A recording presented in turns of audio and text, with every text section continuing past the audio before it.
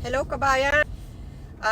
Totoo po ang sinasabi ng karamihan na ang buhay dito sa kabilang bayan, sa ibang bansa ay hindi madali. Dahil kapag ikaw ay nandito na sa lugar na ito ay pagtitiisan mo na lahat ng hirap. At katulad ng sinasabi nga ng ating mga magulang na ang pera ay hindi pinupulot.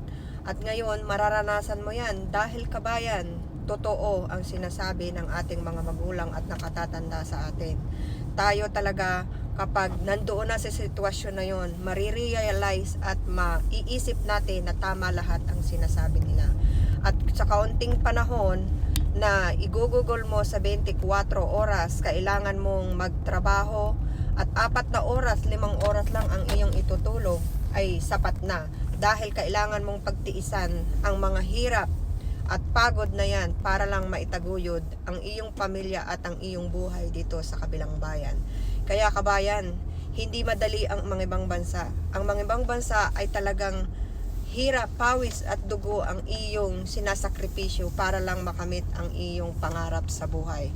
Kaya kabayan, huwag mong iisipin na ikaw ay nasa ibang bansa, masarap ang iyong buhay. Kabayan, mali yan. Mas masarap ang buhay natin sa Pilipinas kaysa sa rito sa ibang bansa.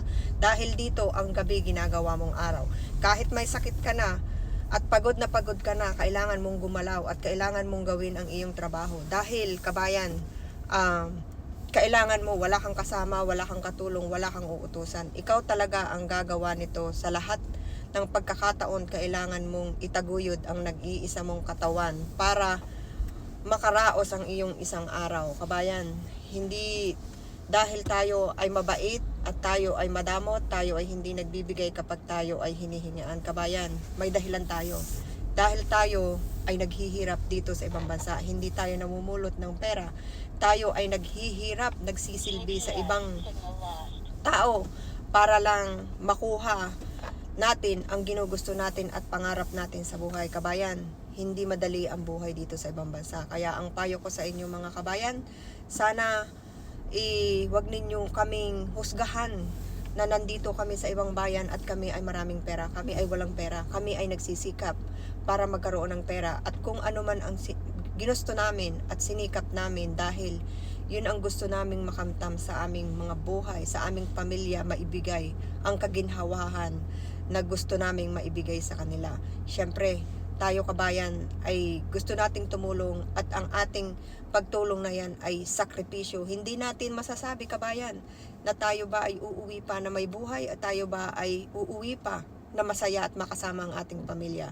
Dahil sa ating mga pangarap, ating ginagawa ang lahat ng ating makakaya. So kabayan, maraming salamat sa pakikinig mo sa akin dahil ang mensahe ko ay lahat nararamdaman yan ng mga nangingibang bayan para lang maitugumpay ang pamilya sa ating sinilangang bayan.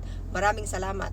Dito po, masasabi ko na kung sino ang matatag, siya ang magwawagi. Pero huwag kayong susuko, kabayan, dahil ang pangarap hanggat ginagawa mo at hindi ka sumuko, isang araw mararamdaman mo at makukuha mo ang pangarap mo. Maraming salamat kabayan sa iyong pagpapanood.